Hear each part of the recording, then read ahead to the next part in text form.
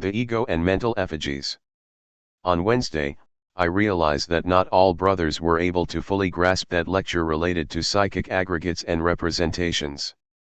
In the name of truth, we must say that the world of the mind is the repository of all past, present, and future mental forms. The world of natural mind, or universal mind, must be thoroughly studied if we want to understand anything about the ego and representations. Many brothers have not been able to clearly conceive the difference between ego and representations. We have emphatically stated that psychic aggregates, altogether, constitute what is called the ego. Each psychic aggregate is the vivid personification of some psychological defect. We have also said that within each aggregate, there is a certain percentage of intimate consciousness. We have clarified that by disintegrating these aggregates, we liberate consciousness. We have provided the techniques to follow. But in our previous lecture, we added something different to aggregates. I refer clearly, precisely, to the matter of representations. What difference would there be, for example, between aggregates and representations? That is what we are going to study in today's lecture. In the purely practical field of life, a person is a person, an object of the senses, and the mental representation or mental image we have about the person is something else. It is similar to the difference between a person and their photograph. The person is the person, and their photo is their photo. Their photo is their representation, what represents them. There are mental photos too. And one thing is truly a person, and another thing is a mental photo we have about the person. The mental photo becomes the representation of the person. Psychic aggregates constitute the ego, but representations perceive the objects of the senses in the world of the senses. It is also true that there are representations of the mind. In the esoteric worlds, the inner worlds, in the world of the mind, the Universal White Brotherhood calls them effigies, there are thousands of them. I will cite a specific case of the formation of effigies or representations. Many years ago, I had the bad habit, still, of going to the movies, about 20 years ago. One day, I attended a movie with a rather lustful flavor, there was a couple, etc., etc. I watched that movie and forgot about it, didn't think about it anymore, but in the world of the mind, things changed. In that region, I found myself, in the mental body, inside an elegant hall. I was sitting at a table, next to me, there was also a very elegant lady.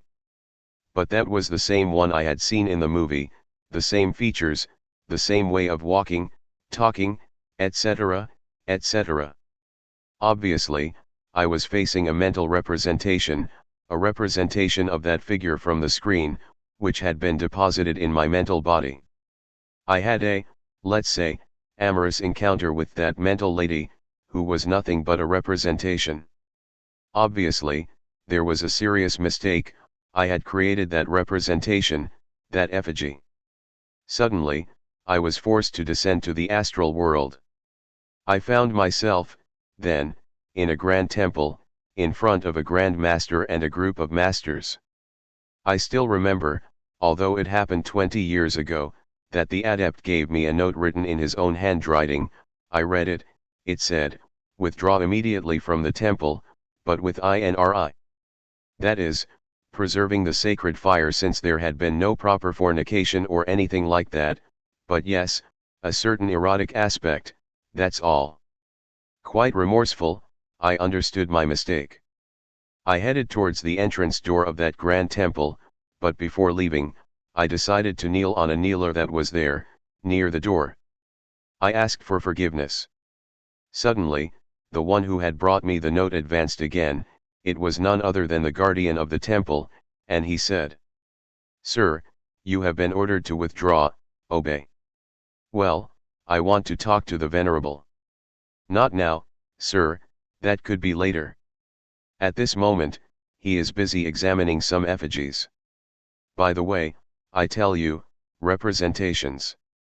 I had no choice but to withdraw from that temple and directly returned, very remorseful, to my physical body.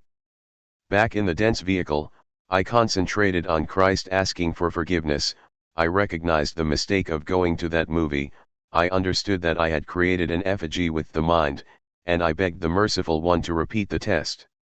I was heard because I had true remorse in my heart, and the next night, in the mental body, I was taken to the same place, to the same table, to the same chairs in front of the table, and in front of the same lady, who was nothing but a mental representation. When the same flirting as the previous night was about to begin, I remembered my resolution, and I unsheathed, once and for all, my flaming sword and pierced that mental lady with the sword. Then I disintegrated her because she was a mental form. The flame of the sword allowed me to pulverize her, reducing her to ashes promptly. After completing that task, I descended again to the astral world. I entered my astral body. Already in possession of that vehicle, I found myself inside a grand temple, the same one from the night before. I was then received with joy, celebration, I was congratulated, and later, my inner Buddha instructed me deeply.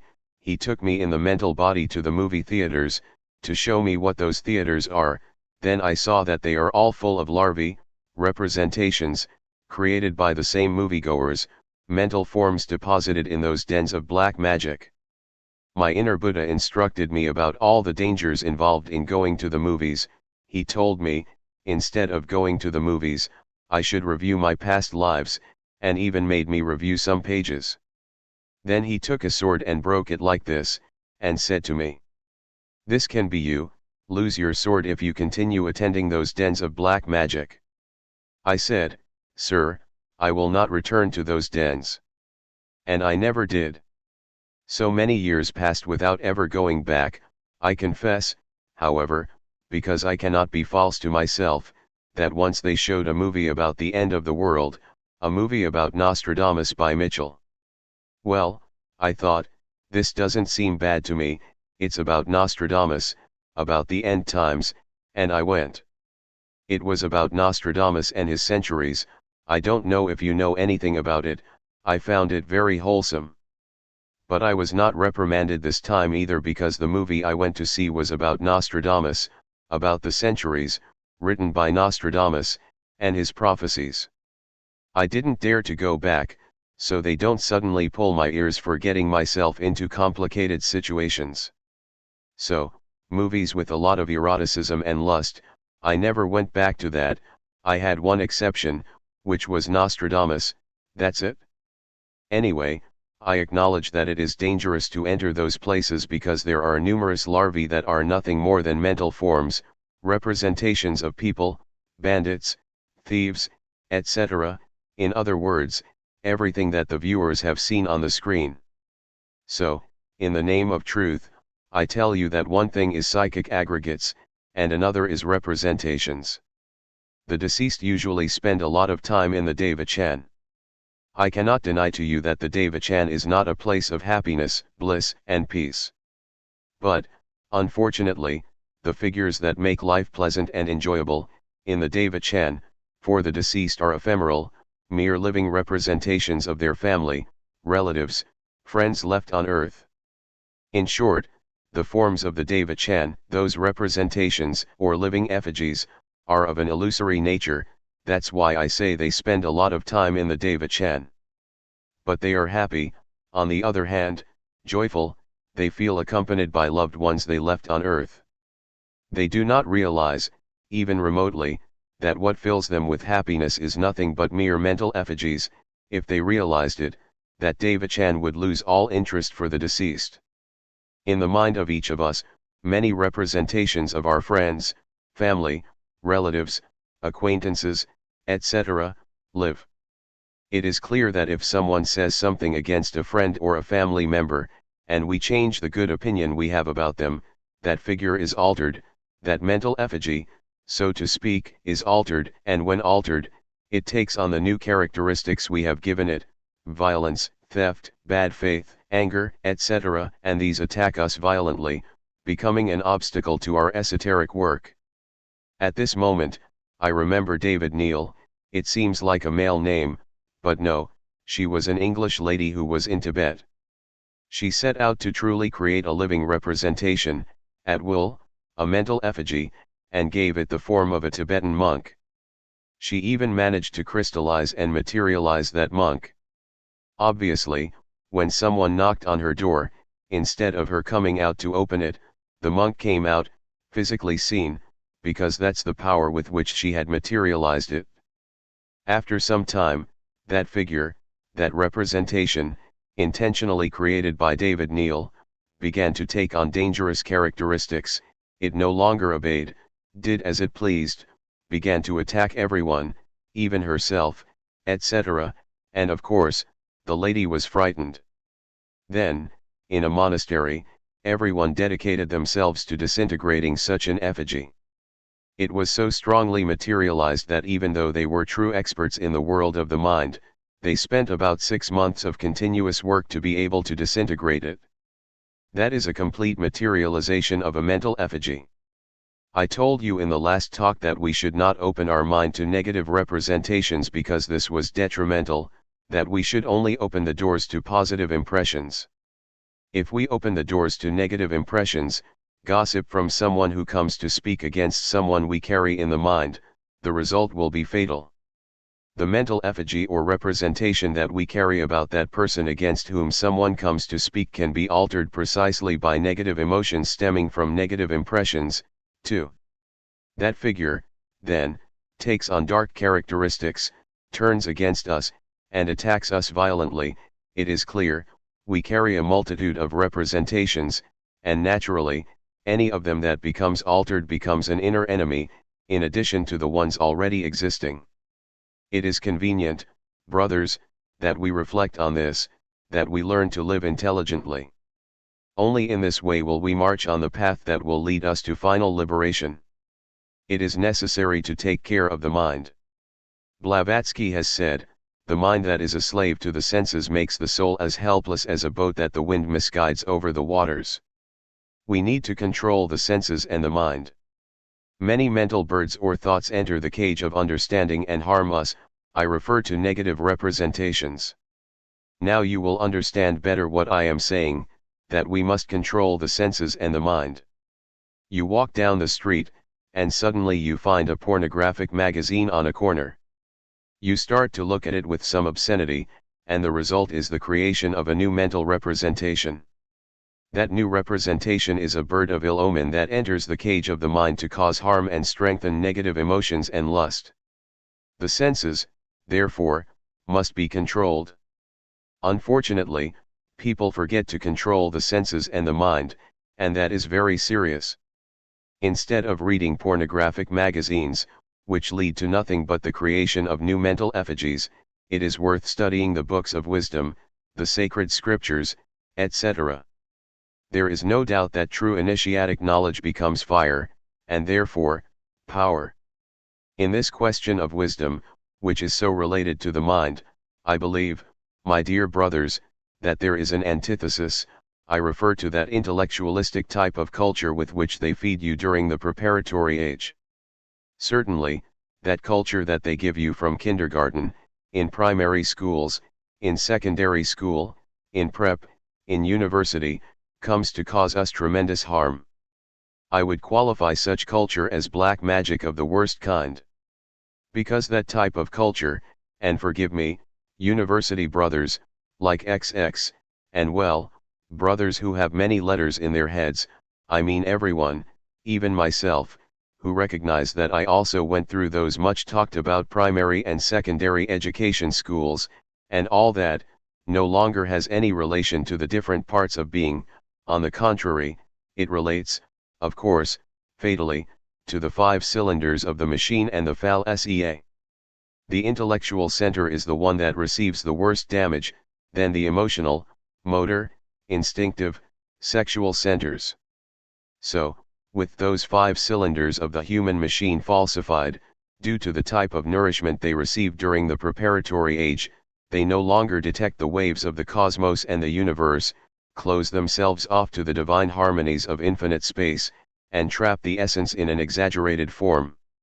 From all this arise the scoundrels of intellect, who currently have the world in disgrace. They govern all the countries of the earth in this dark age of Kali Yuga. We know the disastrous state in which humanity is currently. I confess to you sincerely that I was a terrible student, and I don't regret it. They gave me a lot of zeros.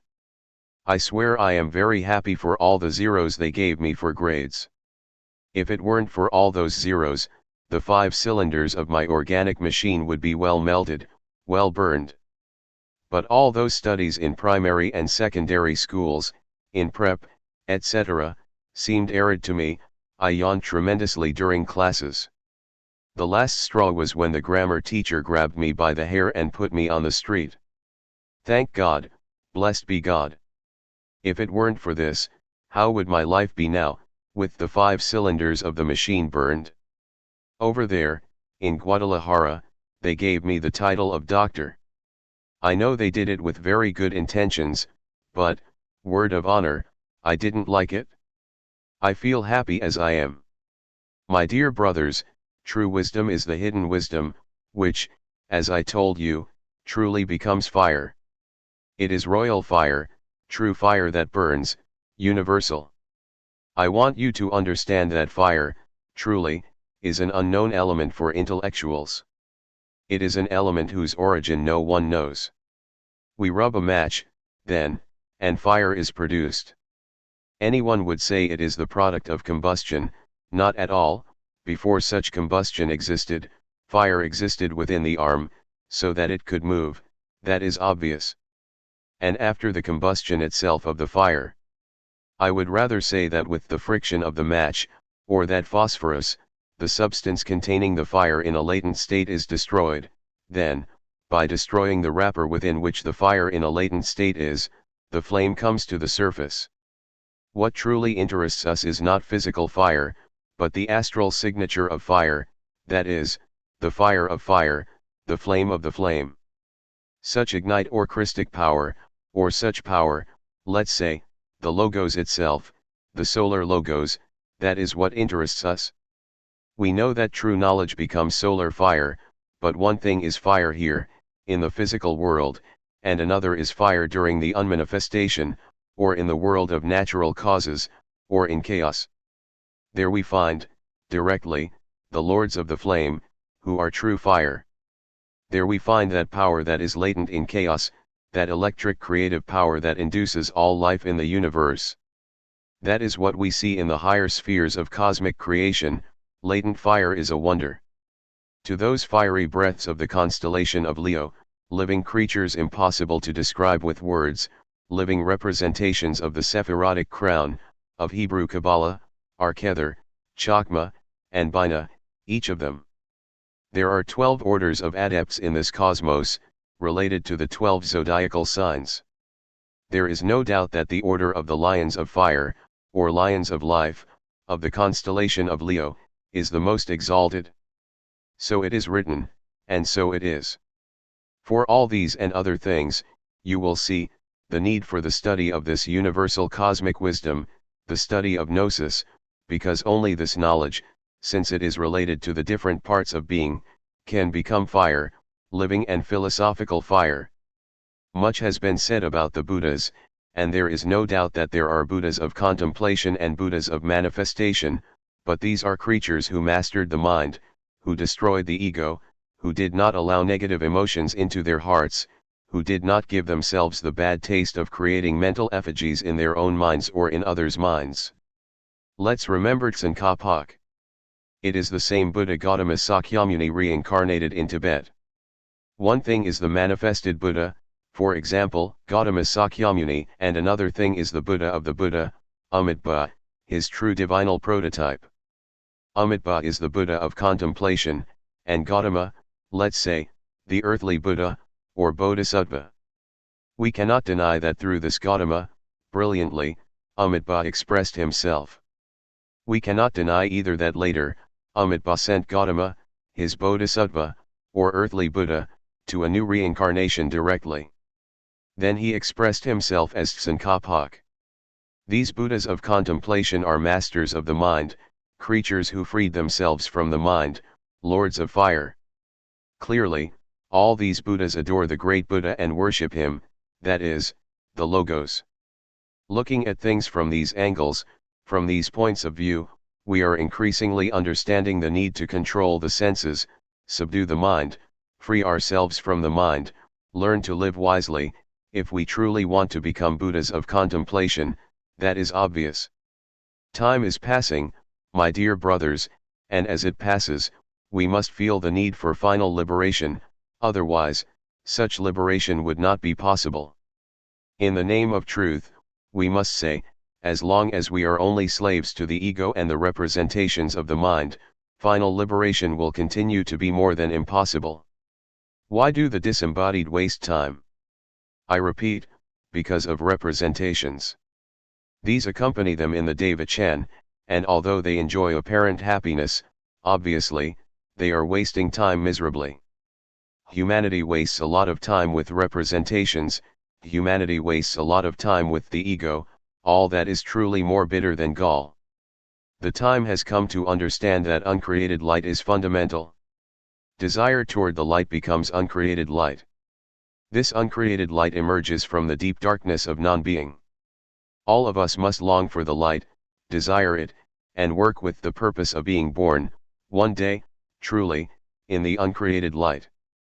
Currently, there are many bodhisattvas in the world.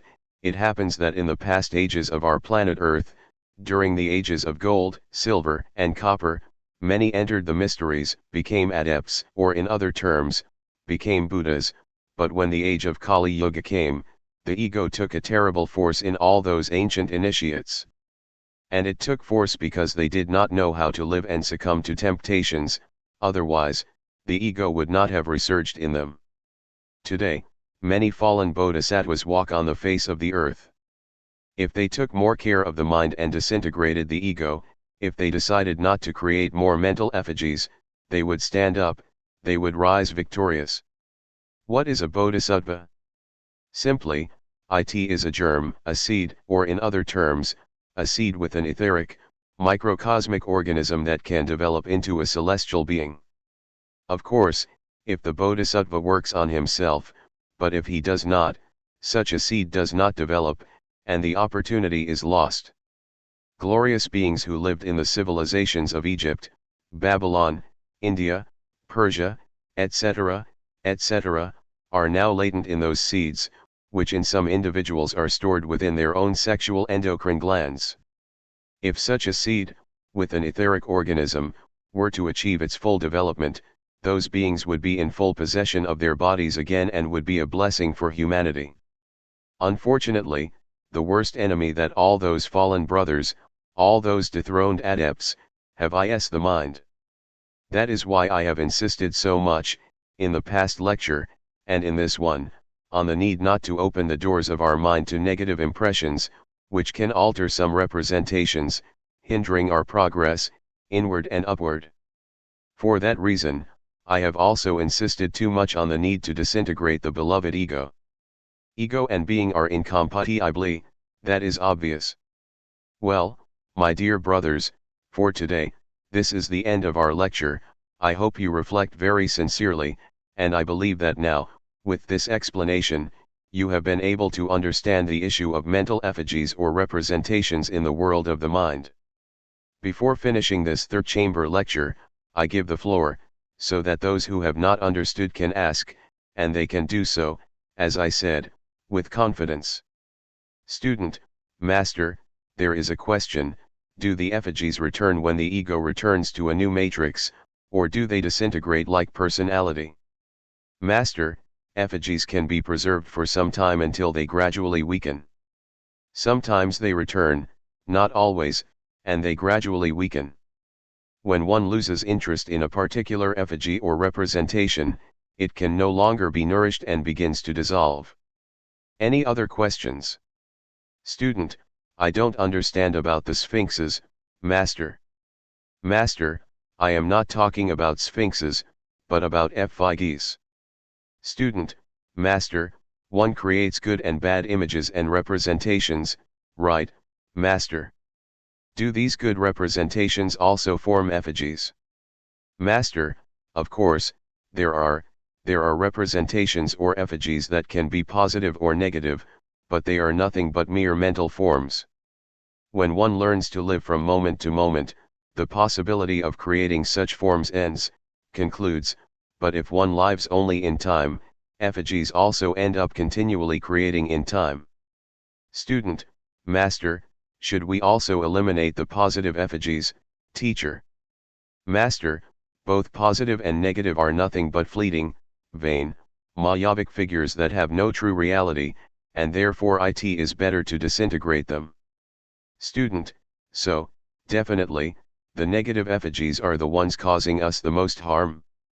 Master, obviously, that's right, they are the ones that harm us the most.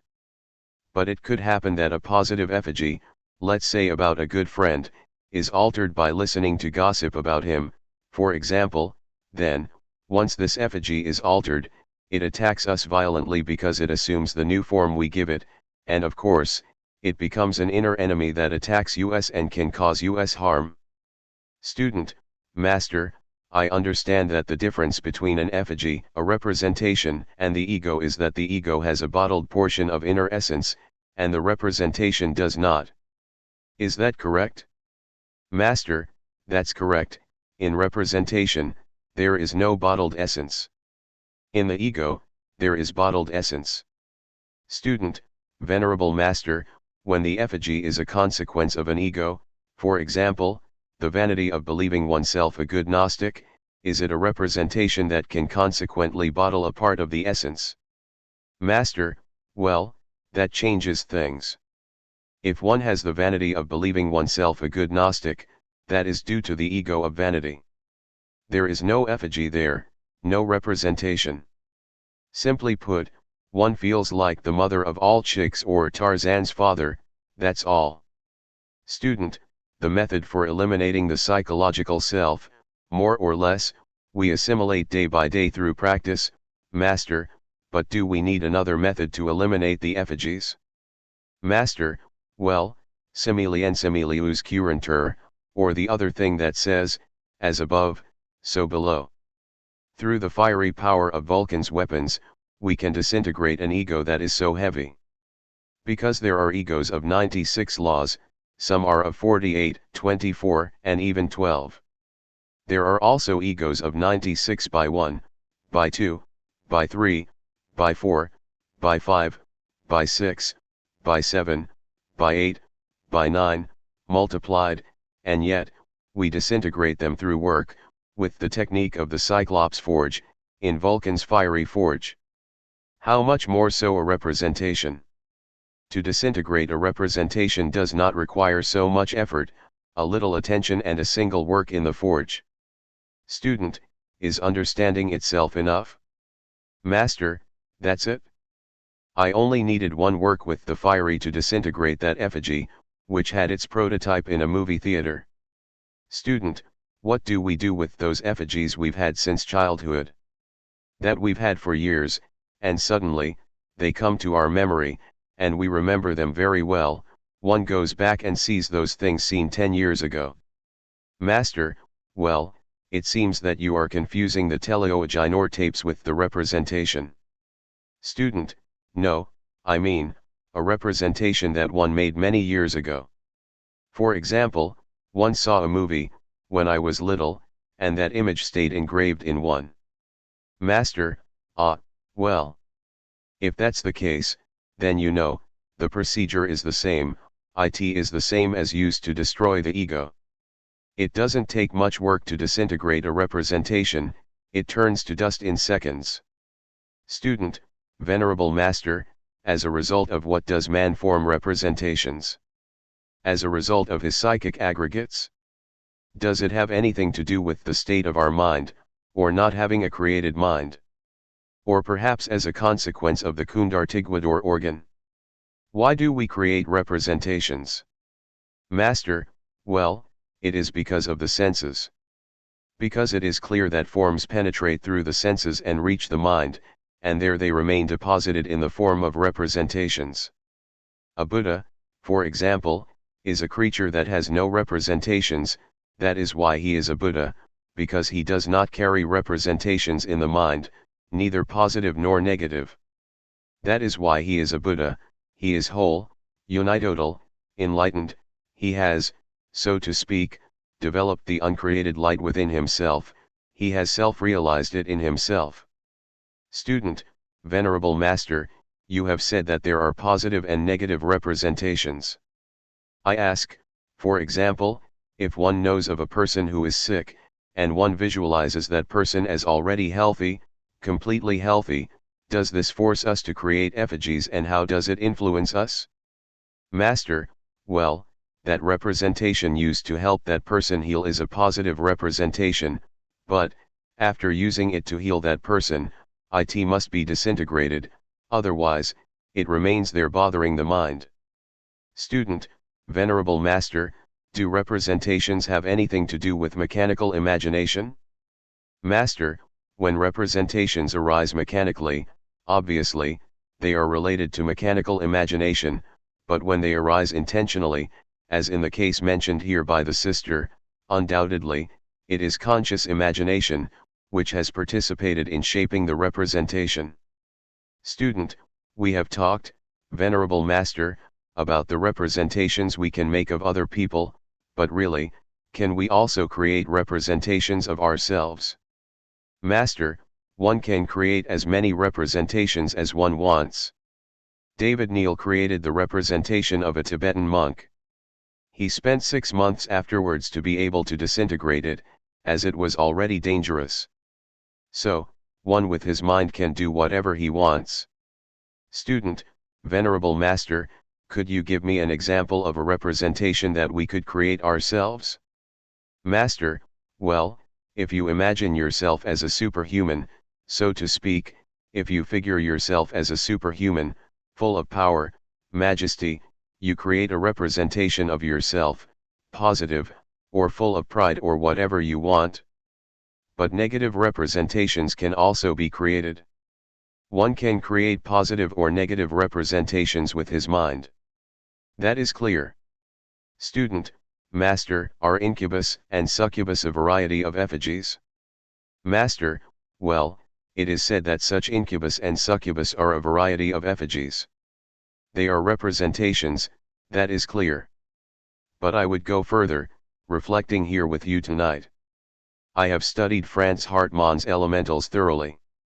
He claims that if a person, for example, spends his sacred sperm through masturbation, with the respective erotic, lustful images, he creates, if he is a man, a feminine representation, that is, a succubus, female, but if it is a woman who does the same, she creates an incubus, which is of a masculine nature, which are transparent like glass, it has been said. They cause great harm because they continue to feed on the vital body of their progenitors. It is said, representations. But let's analyze these things thoroughly, will they be representations or not? I simply think that these such incubus and succubus, analyzing the matter and going beyond Franz Hartmann's text, are psychic aggregates created at will by the vice of their progenitor. So, we could call them, incubus aggregates and succubus aggregates in the human psyche, that's all, since they steal part of the consciousness of their progenitor or progenitors. So, they are not mere representations. Let's see, sister. Student, Venerable Master, then, do incubus and succubus need a special form of destruction, a special technique? Master, well, I have been reflecting now, and I see the need to disintegrate them, just like any other aggregate. Student, are they aggregates? Master, created by those who have such a vice? Student, so, would a cleansing help with this? Master, cleansings are not valid there. The only thing that matters there is the lance, and a firm work with the Divine Mother Kundalini in the forge of the Cyclops. Cleansings don't work there. Psychic aggregates are not eliminated with cleansings. Any other questions? Let's see, sister. Student, Venerable Master, I understood that incubus and succubus, with a little sulfur flower placed on the soles of the feet, disintegrated. Master, well, until now, that's what I believed. And now I regret having believed that, Now I realize that those are inhuman psychic aggregates, that must be turned to dust, like any other aggregate such as selfishness, hatred, violence, etc., etc., etc. That is the harsh reality of the facts. And may Don Francisco Hartman forgive me for contradicting his text, The Elementals. We have changed our thinking on this, experience is showing us what is correct. Student, Venerable Master, in your book The Three Mountains, you talk about whenever the individual or man has the mind, even if he has finished with the ego, from psychology, he can fall again. That's something we haven't understood, that's why we ask the question. Master, well, don't find that strange. Obviously, if a Buddha has disintegrated his ego, but that Buddha, for example, falls into the vice of fornication, adultery, if he spills the vessel of Hermes, simply, the ego arises in him again, it resurrects. But it is not a new ego, it is old, and it resurrects from its own ashes, like the phoenix bird of mythology. Student, yes, but the question is, already being dead in himself, why does he fall again, Venerable? If the Buddha has already died in himself, why does he fall again into fornication? Teacher, because he has the right. He can make of his life whatever he wants, if he feels like falling, he falls, if he decides to descend, well, he descends, that's his business, so, we have complete freedom for everything, there is freedom to work, freedom to live, freedom to suffer and to cry, and for everything there is freedom in life. All that host of the Elohim creators, did they not fall in Lemuria? Or did we fall? Because I also went down in Lemuria. And why did we do it? Well, I did it because others did it, well, it's a very silly answer, really, I entered the ball. All the ancient patriarchs of Earth Moon went down, even old Neptune, well, he also fell. What, did we rise later? Did we have to cry a lot, scream, to be able to rise? That's true. But at that time, we went down. Something very interesting comes to my mind at this moment. One day, being by the seashore, it occurred to me to investigate something about sex in Lemuria. I asked, to my father who is in secret, to give me permission to conduct the investigation in Lemuria, and permission was granted. I entered what is called the Akashic records of nature. Already among those Akashic records, it was not difficult for me to invoke, for example, a group of friends I had known in Lemuria. Come here, I said, that family of lemurs. That family appeared, a group of giants, their bodies were so tall that their size wouldn't fit here in this room, their head would stick out through the ceiling and more. They were dressed in the Lemurian style, adorned with their tunics from that time and their cloaks and strange metallic hats, etc., etc. At my command, these giants sat down. I asked one of them or all of them. Who is the leader here of all? One of them, the head of the family, said. It's me. Very well, you will answer how you reproduced in Lemuria, in your time, did you spill or not spill the chalice of Hermes Trismegistus? Answer. Yes, we spilled it. But that is a crime, gentlemen, it is a taboo or sin. We did it with great respect. And we only had sexual relations when we wanted to conceive a child, and nothing more, and with deep reverence. But you acted wrongly because you spilled the chalice of Hermes. You are from the 7th Lemurian subrace, and therefore, you were already fallen, tainted. But your ancestors, those of the 3rd Lemurian subrace, reproduced by the power of Kriya Shakti, and I will prove it to you. I made another great invocation. I invoked then another friend from the 3rd Lemurian subrace, and a venerable Lemurian elder arrived, about 4 meters tall, a complete giant, but that's how it is. He had not only a cloak on his head, but a multitude of hats of different nationalities. I said to him, why do you wear those hats on your head? Are those mental forms? You come asleep, it seems you are fallen. Dissolve those mental forms. Aren't you ashamed to carry that? He concentrated for a moment and dissolved them instantly, in milliseconds. I observed his eyes and he had a slightly comatose state, indicating that he currently has a body somewhere on planet Earth, but he is fallen in these times. In that era, he was not fallen. I tell him, well, how did people reproduce in your time, during the third Lemurian subrace? When people had not left Eden, how did they reproduce? Answer. We never spilled the chalice of Hermes. Reproduction was through Kriya-Shakti, and copulation was carried out exclusively within the temples. Are you willing to testify to that? Yes, I am willing. You see, my friends, I told them, the two sexual acts, that of the fallen and that of the one who is not fallen. We understand. We left that room. We saw a large building with 5 floors, representing the 5 races that have existed in the world, that is, the polar race, the Hyperborean race, the Lemurian race, the Atlantean race, and the Aryan race. When observing the 5th race, I saw that it was the most degenerate of all. The fallen of Lemuria, that is, those fallen Dhyanis, or fallen Elohim, or fallen Bodhisattvas, fallen angels, of the 7th subrace, who were then degenerated.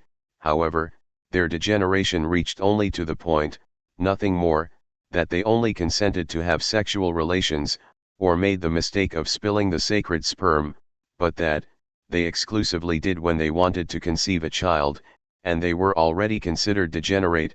For that reason, they were already degenerate. The Atlanteans, in the 7th subrace, were.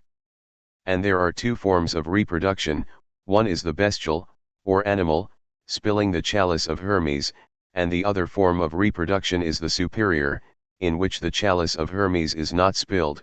Then born are select children, creatures with possibilities of very good spiritual development. It is clear, then, that the possibilities of falling exist always during cosmic manifestation. Only in the absolute have such possibilities ceased to exist. But sex, in itself, is never negative. Of course, in itself, everything depends on the use that is made of it. In Greek mythology, a divine trimurti is clearly mentioned, chaos, Gaia, and Eros, with Eros being the Holy Spirit.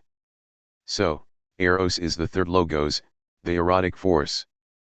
Therefore, this, in itself, is not negative, rather, it is necessary for deep inner self-development.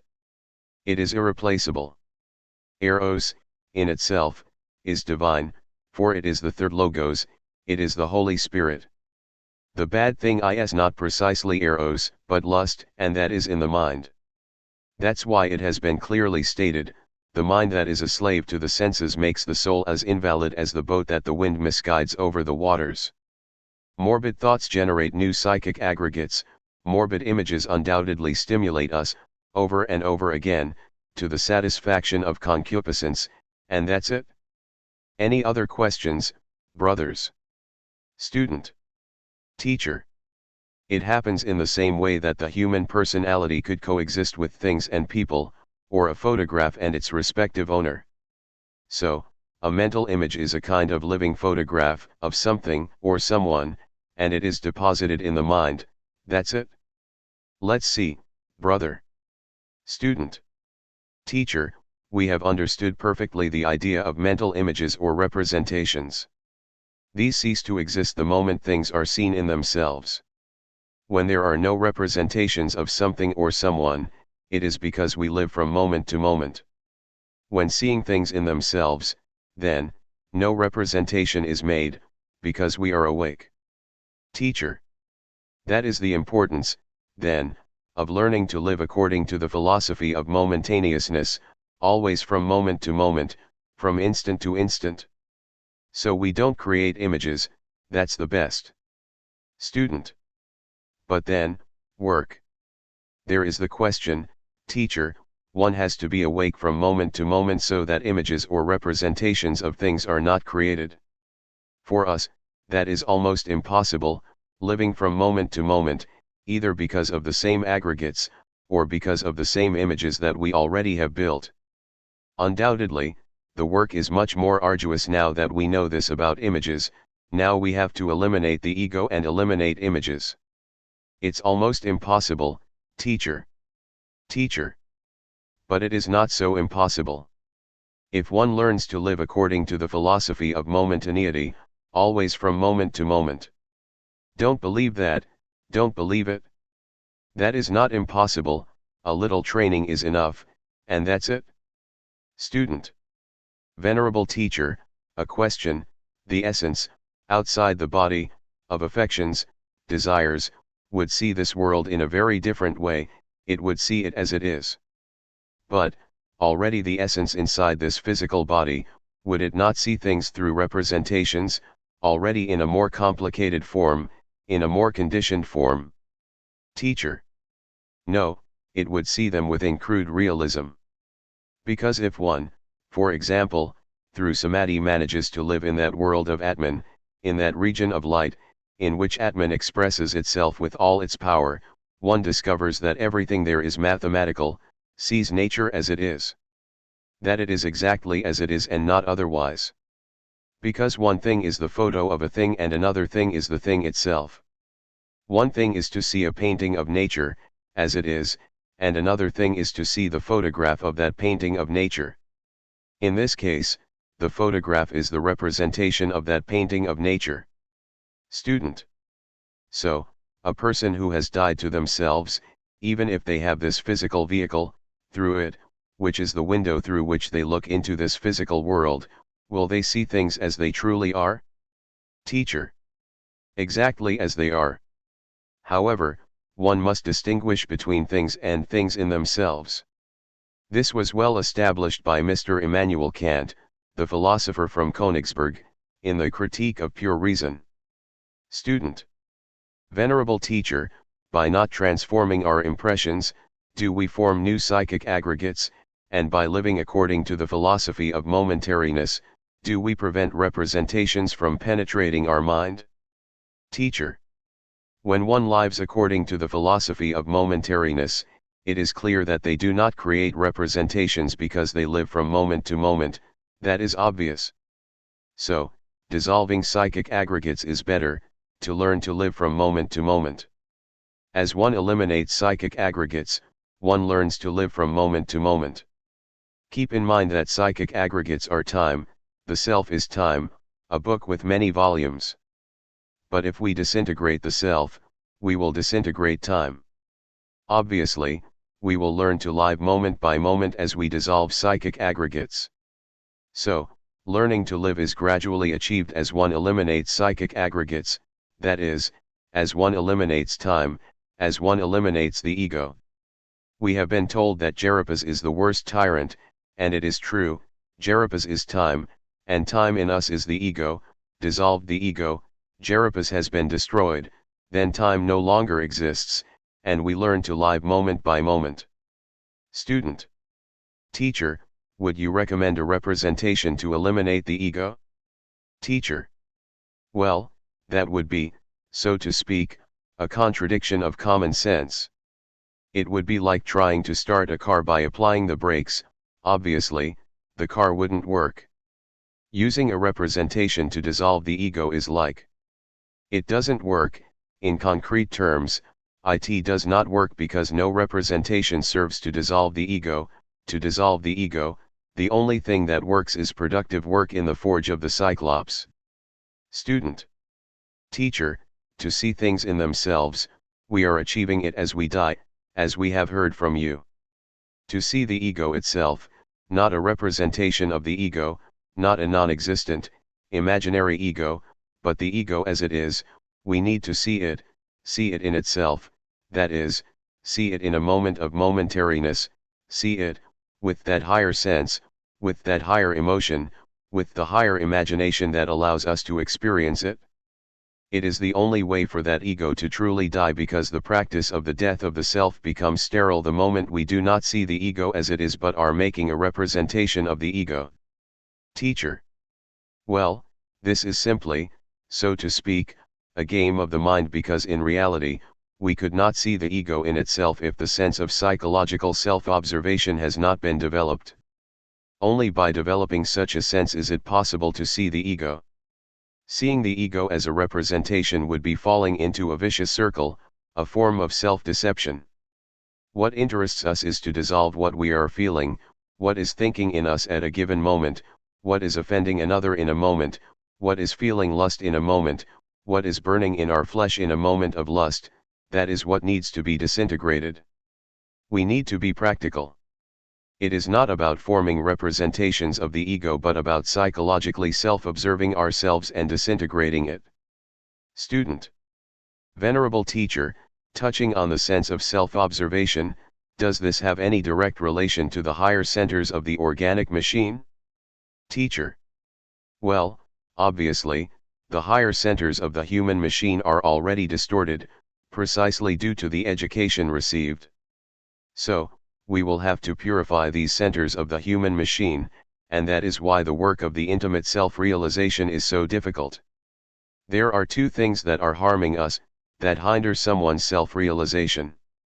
I am referring precisely to the false education received, as I mentioned before, during the preparatory age, and to the heritage. Our earthly father, our earthly mother, had certain habits, certain customs, wrong or not, but they had them. They, in turn, had them because the genes carried the inheritance, they had inherited it from our grandparents. Our grandparents had the same customs because they had inherited them from our great-grandparents, and so on.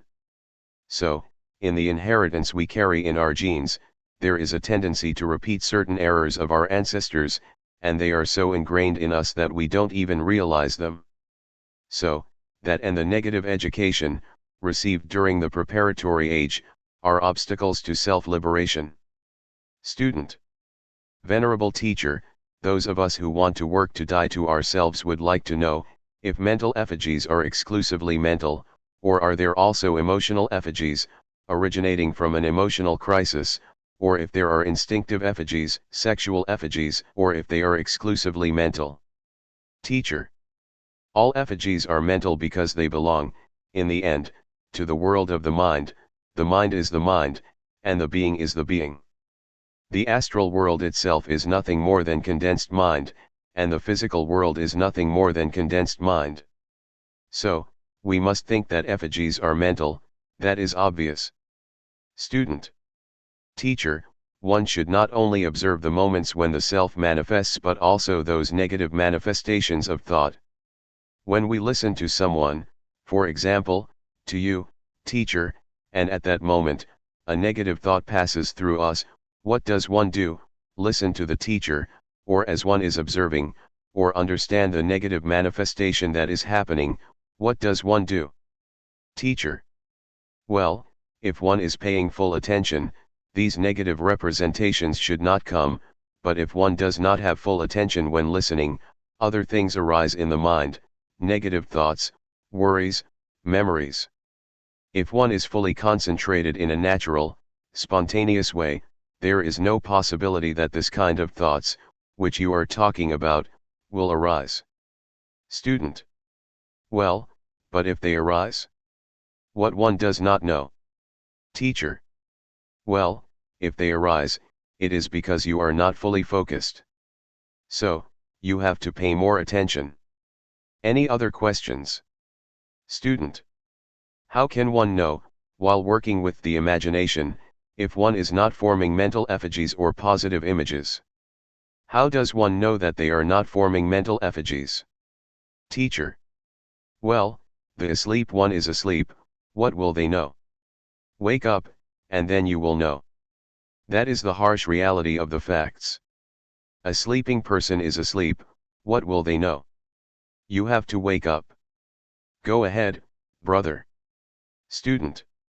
Venerable teacher, speaking of impressions and relating it to refining the commandment of Rome, when a person is practicing alchemy or transmutation and identifies with the feeling, as the product of that program that the bodies have, the magnetism, do these impressions crystallize into the yos? Teacher. Well, yes, negative impressions can crystallize into yos. So, there is much to explore within ourselves, and it is important to know that. If you could, for a moment, unseal the essence, you could then see that those 12 orders that exist in the universe, in which the order of Leo, of the lion, is included, do not have the ego or carry mental forms or effigies inside them. They are creatures that live from moment to moment and never have the bad taste to create mental effigies. Reflect on all that. Well, brothers, I think the discussion, for now, is good up to this point.